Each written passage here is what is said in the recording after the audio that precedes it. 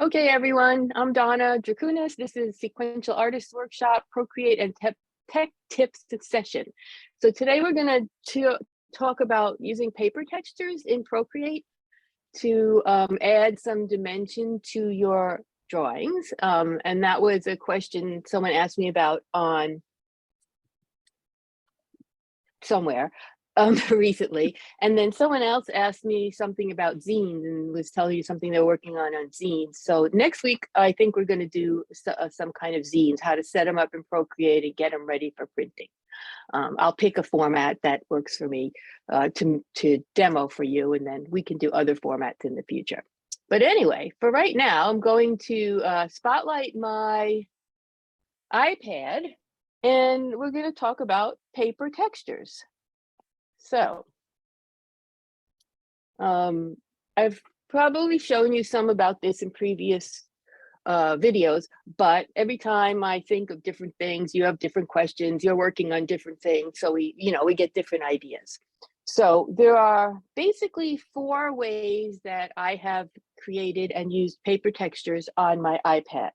The first one is with templates. The second, and a template is something that I got from someone else, usually someone who sells brush sets and paper already set up for you to use.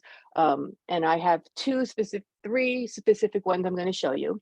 I use images sometimes, just like you can find pictures of people take pictures of pieces of paper and they're on the internet. Some people do them really professionally and sell them. You can just Google it and find a bunch of free ones.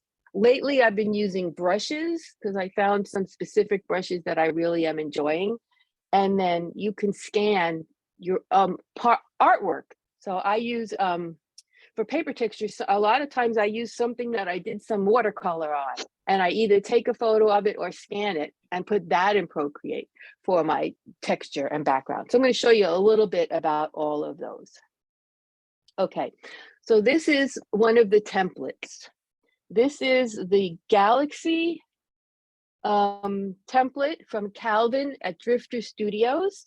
I'll mention him a lot. At the end, I have a screen that'll show you the names of everybody I'm mentioning. This is his Galaxy set. So he has several different watercolor sets and several different watercolor brush sets, and some of them go with specific papers.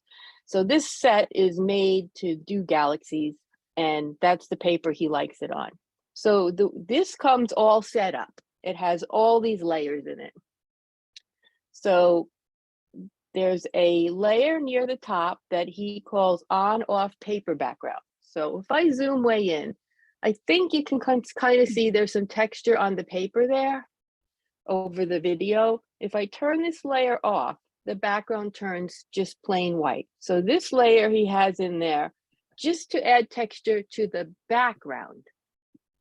Then he has these other layers that he calls it, this is St. Petersburg texture. So he scanned a piece of St. Petersburg watercolor paper, and he figured out how to make it look like he wants.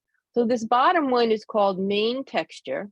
If I turn it on and off, you can see basically it affects the color area. Only the on-off paper one really shows on the background because it is on a white background. So if you look here, I'm going to unlock this so I can show you. The blending mode is set to darker color so that even on white, it shows up because everything is darker than white. So it comes this way. You don't have to set anything up, but I want to show you how it is, why it works. So the background one's set to darker color, and you can mess with the opacity. If you unlock it, you can move it up and down. You can see that the texture shows up more the higher you turn it up, and you turn it down till it's as strong or weak as you want. But it comes with the settings he likes. Okay, then these other ones, you'll see the main texture one, I'm going to unlock it, is set to color burn. And color burn darkens but brightens colors, darkens and brightens colors. So see what happens when you turn it on and off? This is with it off. this is with it on. So that's the one that makes the biggest difference on the colors. We have another one called Highlight Pass, and that's set to normal mode, but you can see it adds a little bit of a highlight down in here. It adjusts that. And then the top one's called Color Filters. It's set also to color burn. It's very subtle. It's changing the, I don't know if you can see it, it's changing the colors just barely a little bit. See that how it changes a little when I click it on and off? So these are already made by people. This one's from Calvin at Drifter Studios, his Galaxy set. I wanted to show you it because you don't have to make this stuff for yourself. You can buy these. His things are not that expensive. And you don't have to use it with his watercolor brushes. He sells the paper things separately from the brushes. Susan, you have a question? Yes. So the main texture, the layer that you have highlighted there, appears to be not white. Is that significant? Right. So let's look at this. And it's on color burn. So when you turn everything off and you have a white background, you can't see anything. So let's go ahead and set it to normal and turn it up. And this is a little bit tan. A lot of times these are gray. These are usually grayscale, but he has this one a little bit tan. And so that's something you can play with. Most of them are usually gray, but the tan one with color burn will create a little bit different effect. So I can't tell you exactly why Calvin chose to do tan on this one, but it got the effect that he wanted, you know, and he probably spent a bunch of time working on it to make it do what he wants.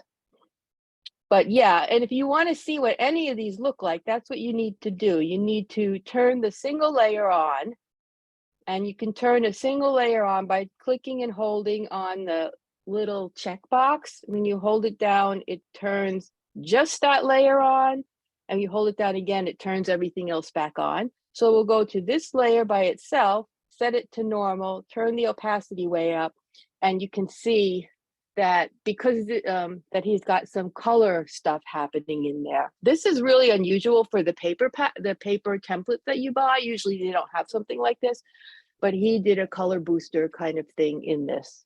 This is the layer that was really subtle. So then if you don't want to mess anything up in your thing and you've gone through it and looked at everything, you can just hold down 2 fingers and undo all the way back to the beginning, and you haven't ruined your template. But also, you don't want to just have one copy of this. When you get it, you're going to download it. And so when you want to use these templates, the best way to do is go into your downloads or wherever you move your downloads for permanent storage. So on my iCloud drive, I have a folder for downloads. And then in here, I have different kind of things that I download a lot. So download paper and textures. And I have these stored in here. And so I can just go and say, here's the storybook watercolor texture. I can just open it, and it brings a new copy of it into Procreate and opens it. So this is a different one from Calvin at Drifter Studios. I just want to show you a little bit different. This one is a hot press paper. So I don't know, you could see it has less texture, less textured than the other one we looked at. And in here, he only has 2 layers that he's using for the textures. He's got the paper background one, which works the same. It's darker color. It works the same as in the other one, but it's a scan of different paper. So it's the actual image is different. And then the storybook one itself that affects the color. And see, that does basically the same thing as his other one. And that's just 1 layer, and we can look at it on normal and just that layer. And you can see this one is gray, not the tan color. And again, I can just hold down my 2 fingers and undo all the way back if I don't want to ruin it. But I'm going to delete that because I'm not doing anything with it now. Anyhow, so those 2 are from Calvin at Drifter Studios, and they come He has them on Etsy and other places, and they come with all those layers set up. And what you'll notice in them, all of his, and some the next one I'm going to show you is the paper texture stuff is at the top of the layer stack, and the drawings are on the bottom. So you're going to be drawing on layers that are underneath the paper. So the paper layers are on top, so it affects all the drawing layers. So here's a little silly thing that I drew in in Procreate for like a sketchbook stack I have, and I drew it like that. And then if I put it in, after I draw it and I put it in one of these templates with their texture, the colors get much darker. So the thing with these templates, whether you make one in this, style for yourself, or you buy them or get them from someone else, is you want to do your painting with the paper already set up, right? Because the colors don't exactly match what you see here. So like if I pick this yellow here and I paint it here, well, depends on also what brushes you're using and how opaque they are. But see, it's not always going to match exactly what it looks like in the swatch. And if I turn the paper layer off, it gets closer to what it looks like in the swatch. So you want to paint with those. So if you want, so I see a couple questions. First one's easy. If you want some stuff to not have the texture, move it above those layers, and then it will hide the texture layers. So of course, Calvin's creating these for people who are doing watercolor paintings, not comics. So he's not thinking about that. So he always says, put everything below the paper texture in your stack. But if you want titles, speech balloons, anything to be without the texture, you just put those things on top of the paper textures in the stack, and you can just click and slide it up, click and hold it and slide it up. And now that drawing is not affected by the texture because it's a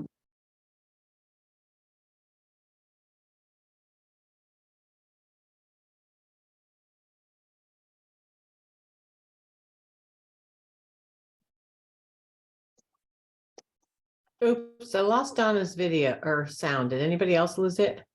Or is Yeah. it just me? No, it happened No. before. Okay. Oh, no. Yeah, we can't hear you, Donna.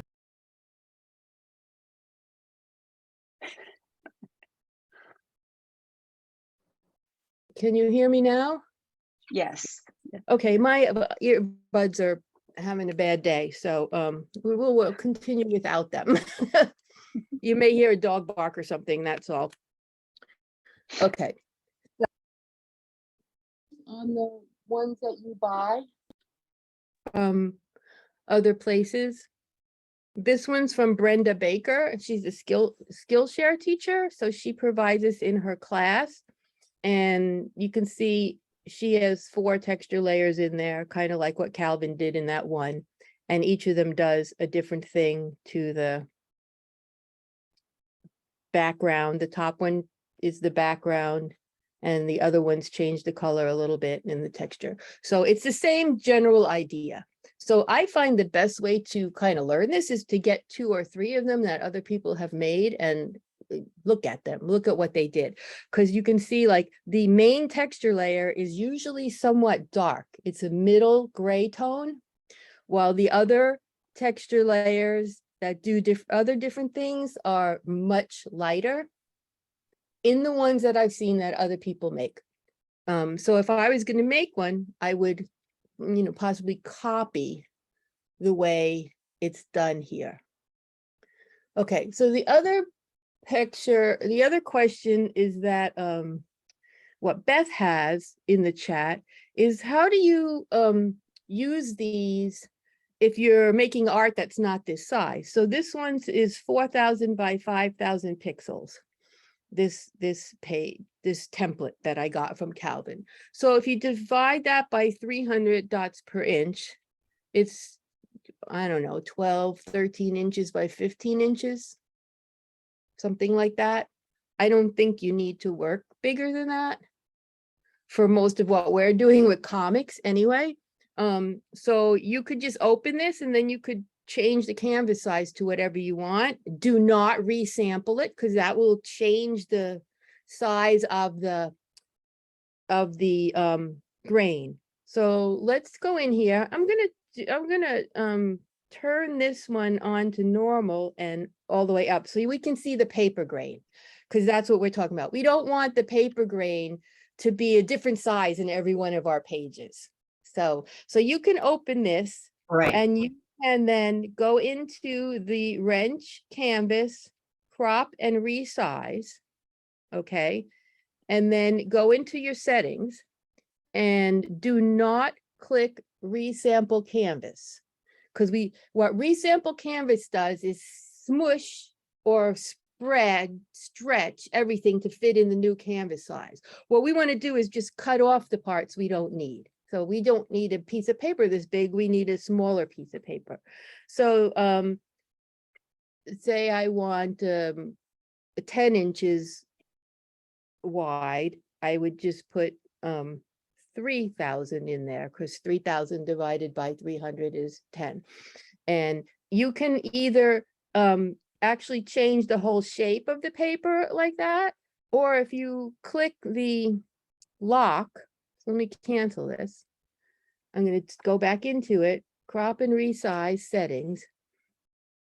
If I click this link between the two numbers, they turn blue, and that means it will keep the same aspect ratio. So if I change the width, it automatically changes the height.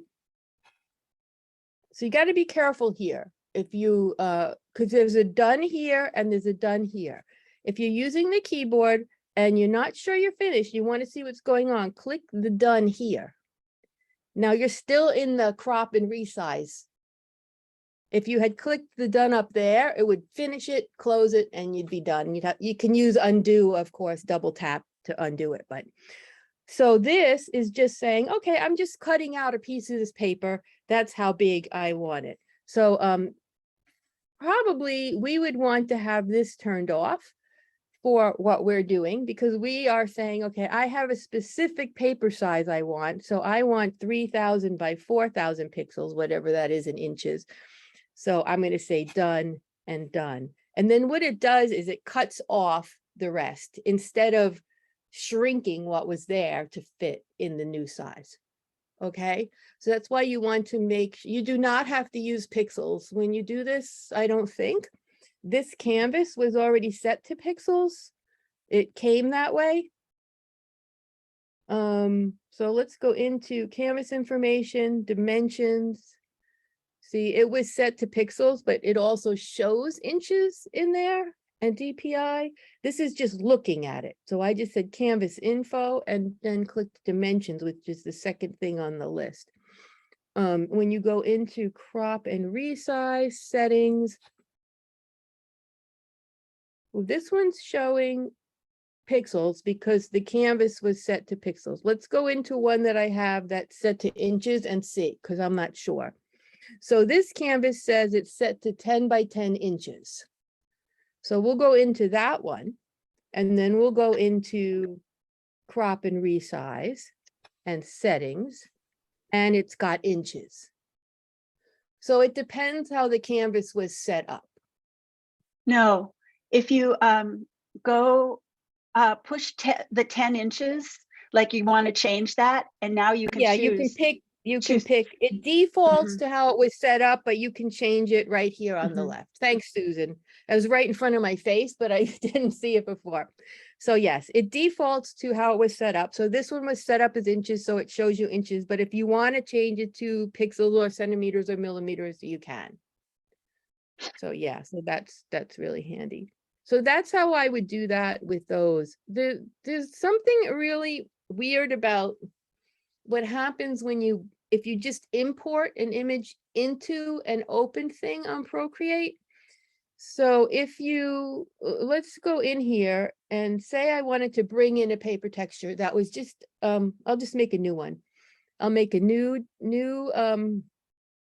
thing and I'll say 5 by 7. So this is 5 by 7 inches, right? Now, if I want to import a paper texture into this, now I'm not going to import the one from Calvin or Brenda Baker because that's already a pre-stacked template. It's already a Procreate file. What I'm going to do now is just import a JPEG file that's a picture of some paper. So I'm going to go add, insert a file, and the same thing, I'm going to go into my downloads where I store my permanent downloads, download papers and textures, and I've got some in folders and some that are just there. This is a paper cut paper pack is one I got from a class from Lisa Bardot. So I can bring in one of her textures. Now see, what happens when you bring something into Procreate is it makes it fit into the canvas you have.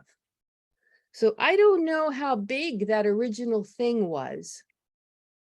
And there's no way for me to know at this point how many DPI it was, how many pixels were in it, or anything. So there's no, Procreate is very weak at that kind of thing.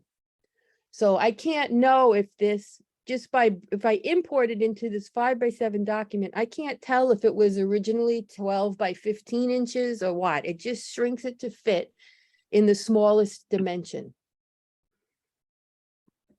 So I just wanted you to know that. So now if I made this fill the canvas, I don't know how much to stretch it to make it match my other documents. So that's why I was showing you like open the paper texture and then crop your canvas to the size you want, because it gives you more control. I want to show you something interesting here that I just discovered though. So I'm just going to make this small. This has nothing to do with paper texture per se, but it has to do with the arrow transform controls.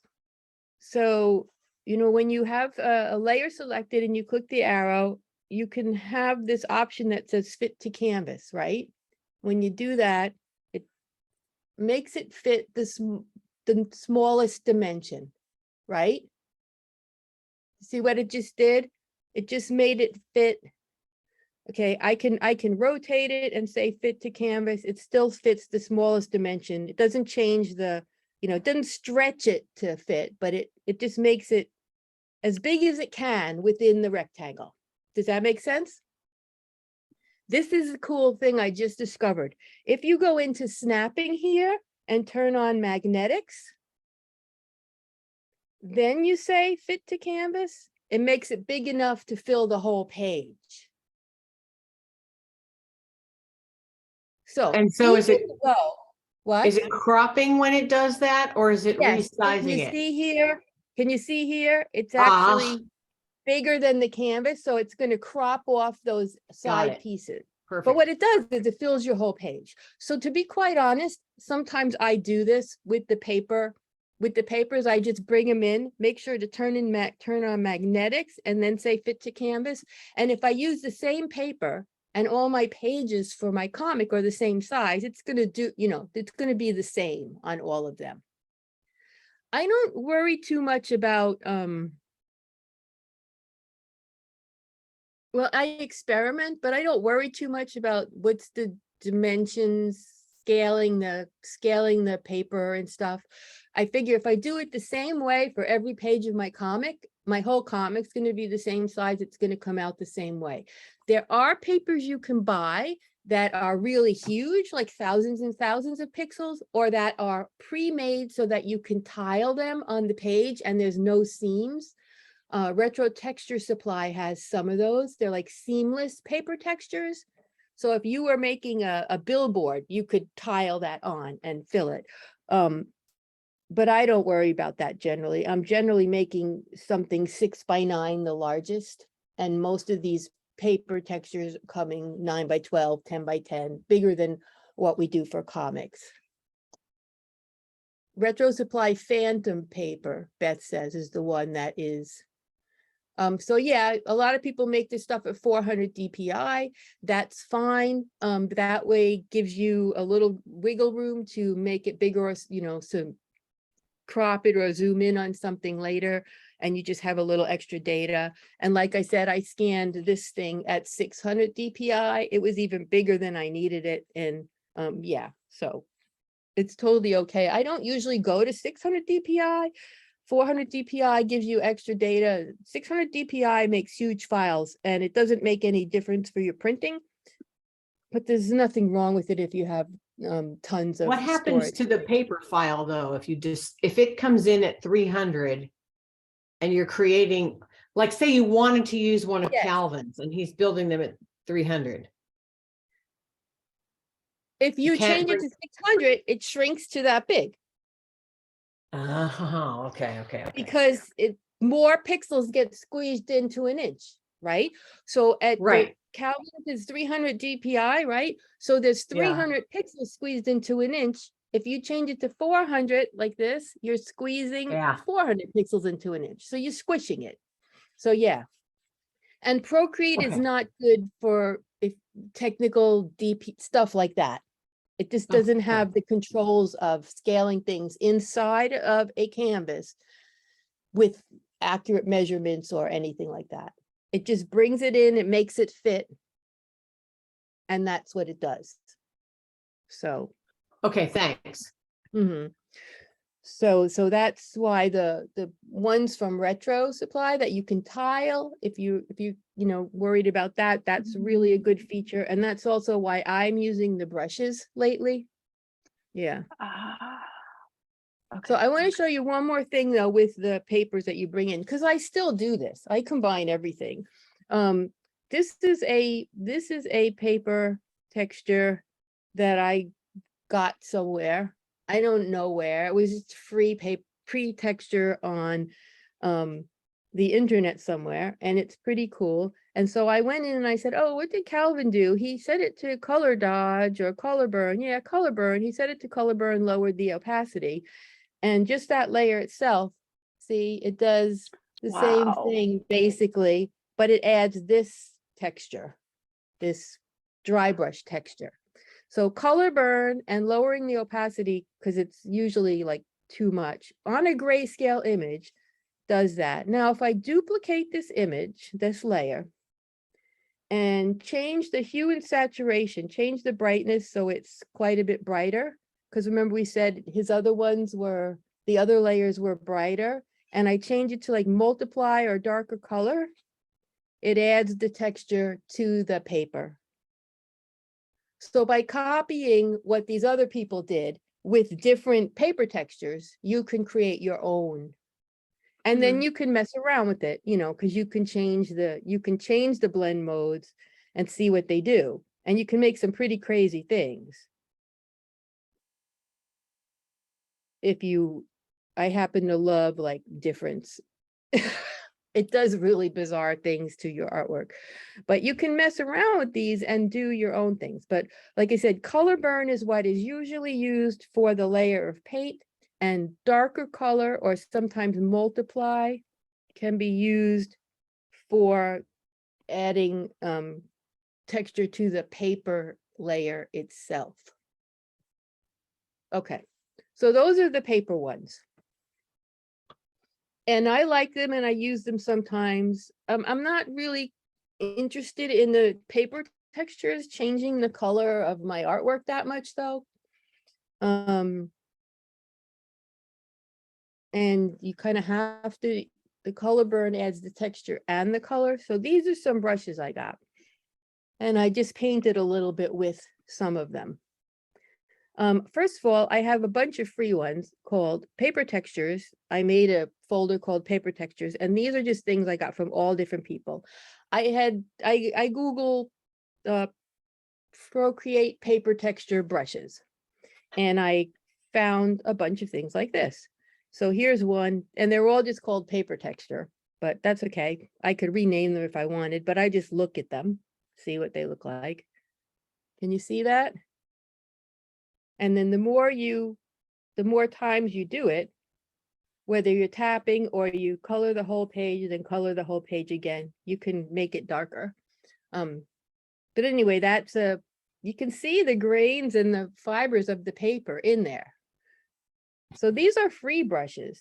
If I actually wanted to do a piece of paper with that, what I would do is make the page as small as I can and move the brush size as big as I can.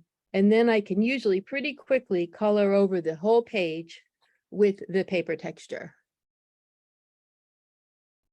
So you're just kind of eyeballing the scale of that, Donna, like that, you just like kind of look at that rag texture and go, yeah, that would feel about right for the size of paper. I don't really care about the details generally. I just want to add a texture and interest to my page. So I'm very much not detail oriented, but that's a great question because there's one thing that you have to check with different brushes. I'm going to pick a darker color and a darker brush. Sometimes when you change the size of the brush, the size of the texture in the brush changes. Sometimes when you change the size of the brush, only the size of the brush changes. So you need to check that. So in this case, with the smaller brush and the larger brush, it is not changing the size of the texture. So the texture in this brush is set. You can edit brushes and get into that if you want to, but for the way this is, it's set. There's one more thing I want to show you that's very interesting. I'm going to erase this layer again. Hope I can find this. In the settings, something in the brushes, dynamic brush scaling. I have that turned on. So let's turn it off and see what happens. Okay, I'm going to color with this brush. Now I'm going to zoom in and color with this brush. The texture, the size of things changes. Okay, so watch. There. See, the brush changes with how zoomed in you are on your canvas. So that's something you can play with. I don't like to turn that off. I want my brush to always be the same size in relation to the canvas. But this is something you can play with and see what it does to the paper textures if you're messing around with it. It's in the Actions wrench, dynamic brush scaling under preferences. So I've turned that on because I like the way that works better. It's more natural for me. It feels like it does what I think it should do. Anyway, so you have those brushes. Also, I want to show you, you can use more than one. So I'm generally picking some kind of tan colors. I actually got this palette from when I got some brush set for torn paper edges. And I like these colors for adding the paper texture. They're like real paper colors. So usually what I'll do is I'll take one and then I will take a really brush with a really small or light texture. I'm just randomly picking from these brushes here. And then, like I said, I usually make the paper small and the brush big, and I quickly go over it. So now, pinch, I've added a little bit of texture there. I have to zoom in pretty big for you to see it over the camera, but you can see I've added a little bit of texture there. Then either on the same layer, or sometimes I do it on a separate layer, I go to a little bit darker color and I pick a brush that's more speckledy. And then I do it again.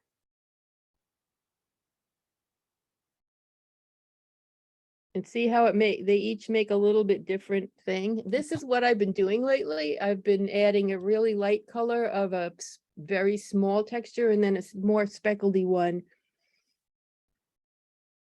And I've been doing this on all my stuff lately. I'll show you in this one. This is a little series I'm working on. And I have a layer down here. Can you see when I turn that on and off, it's turning all the speckles off? But what I have in the background of this for my paper texture, my original paper texture, is a watercolor that I painted. I took a picture of it. I opened it in Procreate, and then I stretched it to fit the canvas. Because I don't care if my watercolor matches exactly. I distorted it. I just made it fit. And then I drew everything on top of it. And I wanted a little speckles on my paper, so I added a speckle layer. And yeah, I leave these on the bottom. Why are these on the bottom instead of on the top? Right. Because the way I work is, if you look at my color layers, they're all very transparent. I have not been flatting. I've not been filling in flat colors on these. I've been using like watercolor brushes for coloring. So my colors are still see-through. So I can still see that texture a bit under, right through my quote paint. See, the texture still shows up through the color. But if you're doing a flat color or really heavy, thick layers of color that become opaque, then your paper texture would disappear if you had it at the bottom the way I do. So that's why I do it that way. And then of course, then my speech bubbles are automatically on top. I make them solid and there's no texture in them. I just make stuff up. So I guess I spend a lot of time just making stuff up. And then I've also been using these halftone dots for colors that I put on the very top layer. Or sometimes underneath the speech bubbles.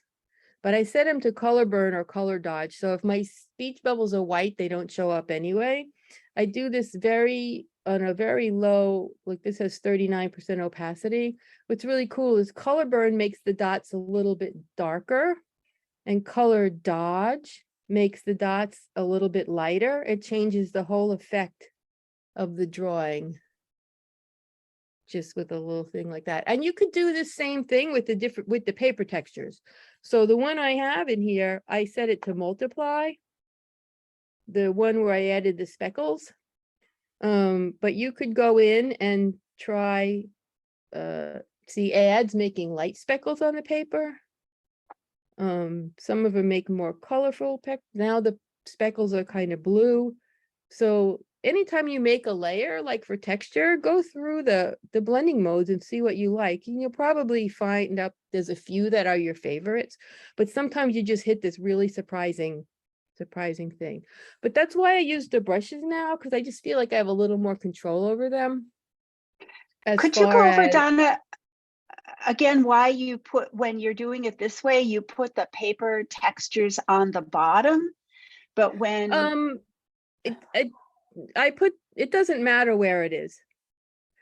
I put it on the bottom because I did, and because I am painting, I'm not making solid opaque colors. I'm not filling it with flat color and then adding highlights and shadows. The stuff still shows through. So you can still see, I'm going to turn the dots off, but you can still see the paper texture through there. It gets softer though, because it's covered. The paper texture gets softer. Just like if I painted with a watercolor or gouache on a piece of paper that had speckles on it, the speckles might still show through, but they don't show up as much. So if that was on the top layer, it would show up more. So let me just move this layer up. If I move it up, come on, move up, click, hold, drag it up. See, now the speckles show more in the painted areas versus if I move it down, they show less. So it's just what effect you want. I find that I can make it sound logical, but I just make stuff up as I go. Then I try to remember or write down what I did when I have something like this that I like is going to be part of a series. And sometimes I'll just duplicate this canvas, delete everything out of it except for like the texture layers, and then save that as the template, and then duplicate the template for my own to make more pages for that project. That makes sense? So, so the reason I put the texture layer on the bottom here is because I wanted it to show up less when I painted color on top of it. That's because my stuff that I'm using was adding speckles and stuff to the paper versus the ones from Calvin and Brenda Baker. They're just adding texture. They're not adding like spots and fibers and things. So it all depends on what kind of paper and brush, paper file you're importing or what kind of brush you're using. So like I said, these are free ones that I like, and you can, go in and see what they look like, and you can go into the brush shape, and then the grain is usually where the paper texture part actually comes from. But if you don't care that much about it, it's fine. They work. But if you want to mess around with them and see them different, if you go into the grain, there's different settings for the grain. If you change them, see what happened there? It changes the whole look of the brush if you change these settings. So if you want to mess around with them and make them a little different, you can. My favorite ones I'm using though are from I always forget the name of this, Shout Bam. And they have these background brushes that I'm using only 2 of them for everything right now. I'm using the sketching paper and then the milkweed. So I'll show you what I do. It's kind of like what I said on the other one. I pick a light color, pretty light color, and I pick the sketching one's the one I like the best for this. It's just, it's got texture in it, but it's pretty small texture. I make my paper small, my brush big, only because then I can color over the whole paper really fast, and I don't have to, come on, pinch. I don't have to be going like this for an hour to cover the whole page. That's why I shrink it. So there I've got that. You can hardly see it. And then a lot of times on the same layer, because I know I like this combination, I go to a darker color and I pick I pick the milkweed brush in this set and I paint a layer of it. And that's the one that adds speckles. And sometimes I do it on the same layer, sometimes two. It come out very similar to the one I was showing you before with the free brushes, which is why I said, you don't have to spend money on brushes. But the set, it's called Backgrounds. The brush set was called Backgrounds from, they don't have a lot of products, Shout Bam. So if you go to their site, you'll be able to find these. They only have a few products so far. Yeah. So that's what I do for the paper textures. This is another one where I brought in a watercolor that I did for the background. And then I added a bunch of stuff to it. So I started with a painting from paper. So that brings in the watercolor texture. But you could see if you zoom in, I still added more textury things to it. There's no method to my madness, though. I just play with it, play with the blend zones. This one's color dodge, which makes it lighter. And this one is darken, which makes it darker, but it's 2 different layers of textures. I just mess around till I get something I like. I don't think that in art there's any way to do anything else besides that. I mean, you can find the tools that other people have, but you have to use them and figure out what to do with them in your own style. So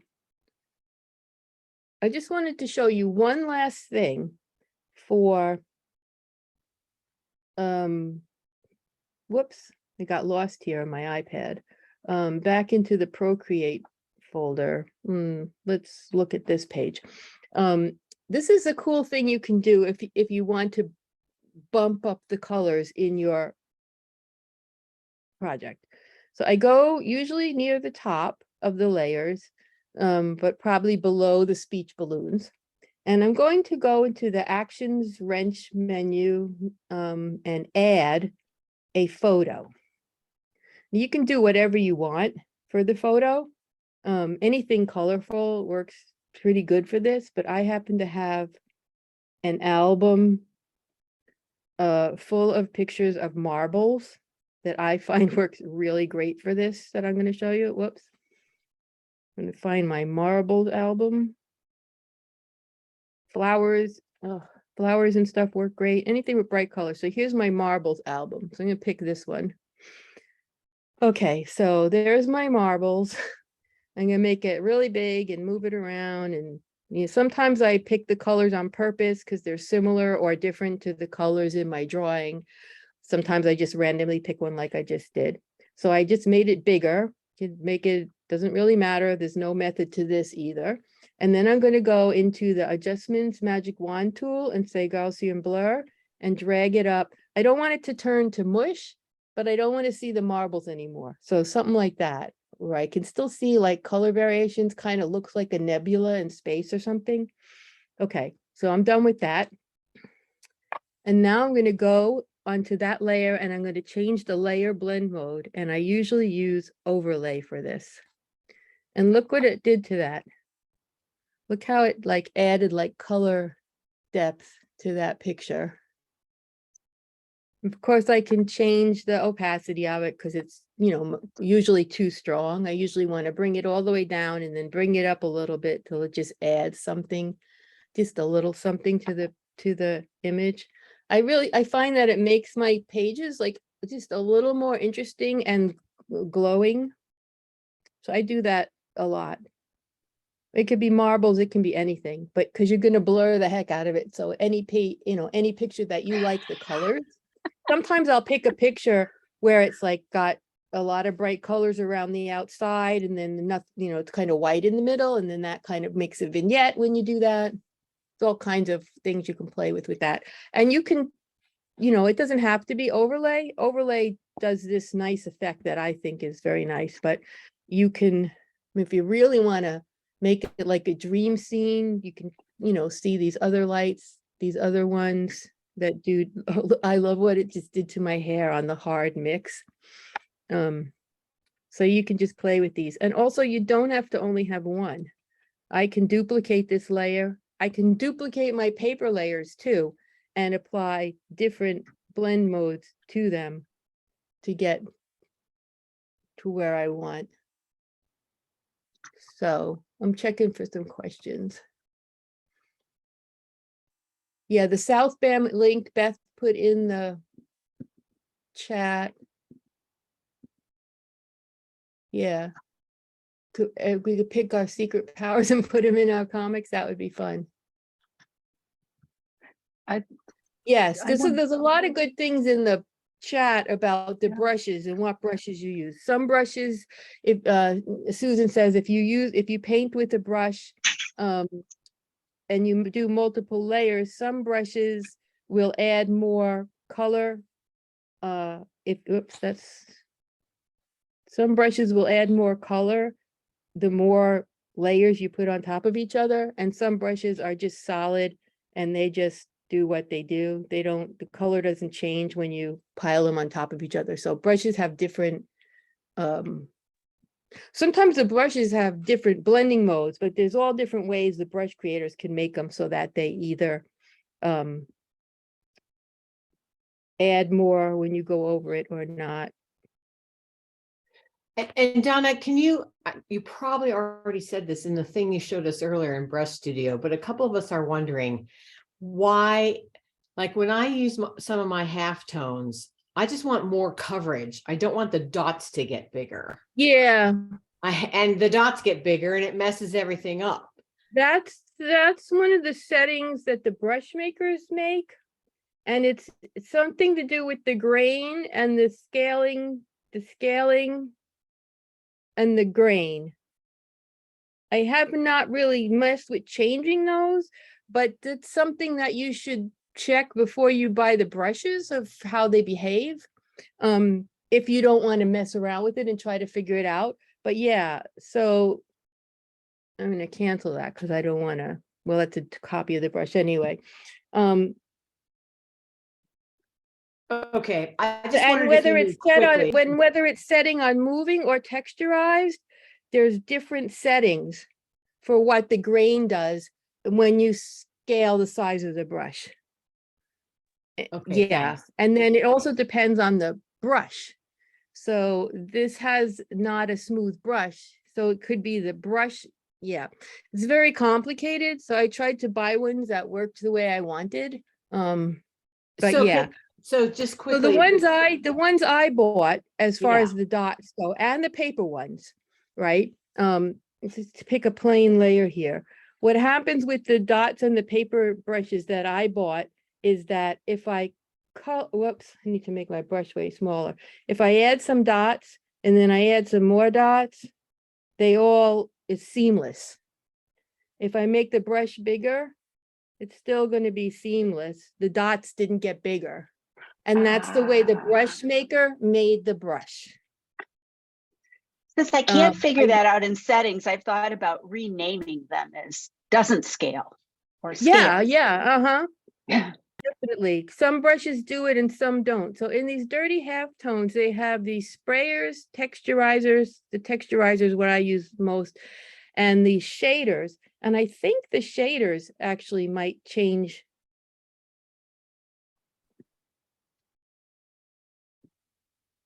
No, the shaders do other things. They change with pressure and stuff. So yeah, the dot size can change with pressure. It can change with scaling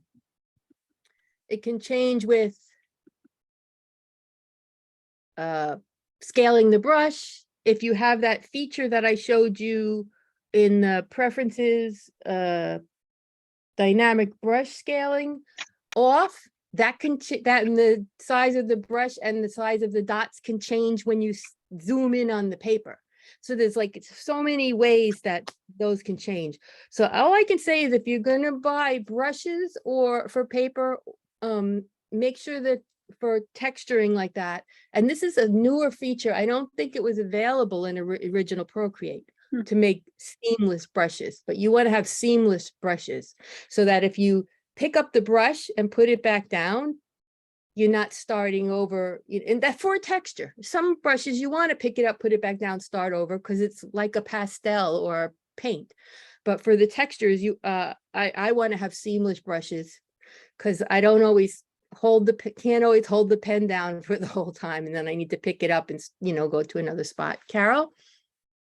I have a question because I've been staring at this the whole time thinking about it, that I did this in Photoshop back in my Photoshop days, where it has synapses, microscopic synapses on the bottom, and then at different sizes of the neurons.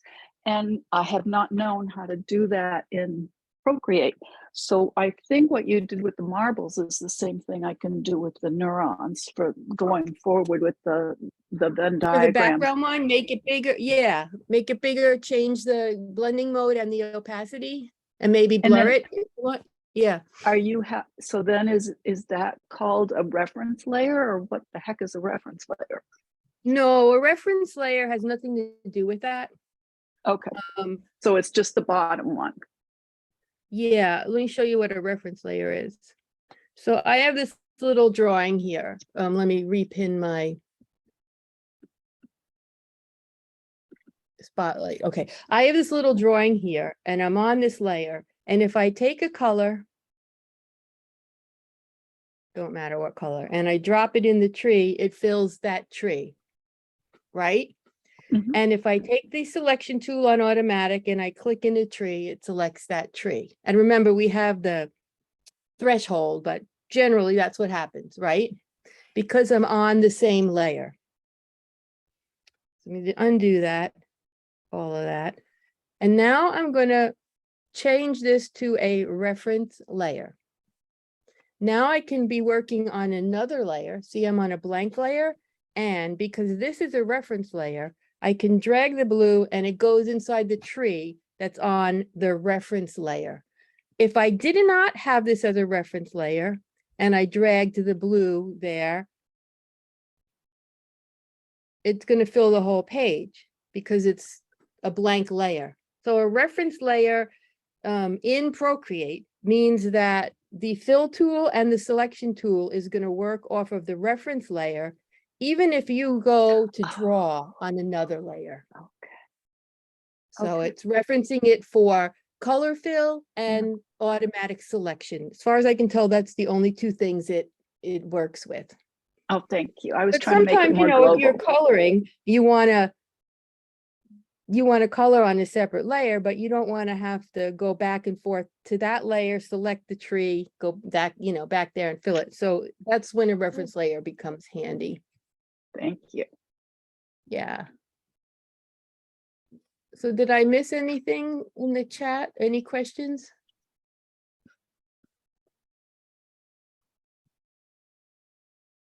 Yeah.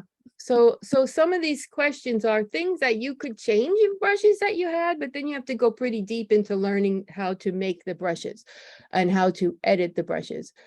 But so spend time especially if you're paying for brushes, to make sure that they're going to work how you want. A lot of places have sample brushes you can download before you buy the whole set, so you could try it out. Yeah. So that's funny, could use this blur and color thing. Yes, Beth can have Batman and Sally can have Dodger. We can have some hidden thing in all of our artwork. Yeah, that's funny.